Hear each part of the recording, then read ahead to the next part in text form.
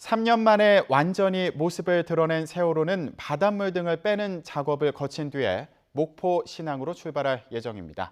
현장에 나가 있는 취재기자 연결합니다. 이승배 기자. 네, 진도 동고차도에 나와 있습니다.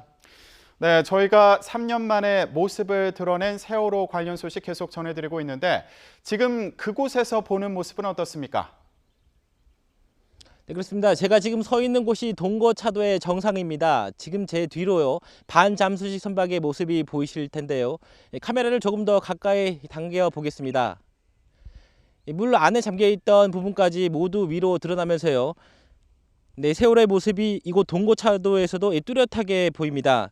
굳이 카메라로 보지 않아도요, 눈으로도 확인할 수 있을 정도입니다. 이 세월호 주변에 기름이 유출되면서 현재는 방제선이 현장에 투입돼서 작업을 벌이고 있습니다. YTN은 헬기 촬영을 통해 확연히 드러난 선체의 모습을 상세하게 전해드렸습니다. 세월호가 이렇게 전체 모습을 드러낸 건 어젯밤 9시 15분입니다. 반잠수식 선박이 떠오르면서 기존 13m에 이어서 바다 아래 잠겨있던 나머지 선체 9m 정도도 물 밖으로 나왔습니다. 세월호 침몰 3년 만에 처음으로 온전한 모습이 드러난 건데요. 어제 오후 6시쯤 세킹 바지선 2대가 세월호에서 완전히 분리가 됐고요. 곧바로 부양 작업이 시작이 됐습니다. 반잠수식 선박은 세월호를 완전히 들어올리는 데 그치지 않고 5m를 더 부양했습니다. 세월호를 띄우려고 잠수했던 반잠수식 선박 일부를 더 들어올린 겁니다. 네, 그렇다면 지금은 어떤 작업이 이루어지고 있는 건가요? 네, 완전 부양 작업은 모두 마쳐졌고요. 현재는 세월호 선체 내부에 남아있던 바닷물과 기름물 빼내는 작업을 진행을 하고 있습니다. 해수를 빼내는 방법은 기본적으로 자연 배출 방식입니다. 그러니까 깨진 창문 틈이나 그리고 선박에 벌어진 틈으로 물이 흘러나오게 하는 겁니다. 하지만 이 상황에 따라서 추가로 구멍을 뚫을 수도 있다고 밝혔습니다. 대신 행여모를 유실을 막기 위해 대책을 마련하겠다고 밝혔습니다.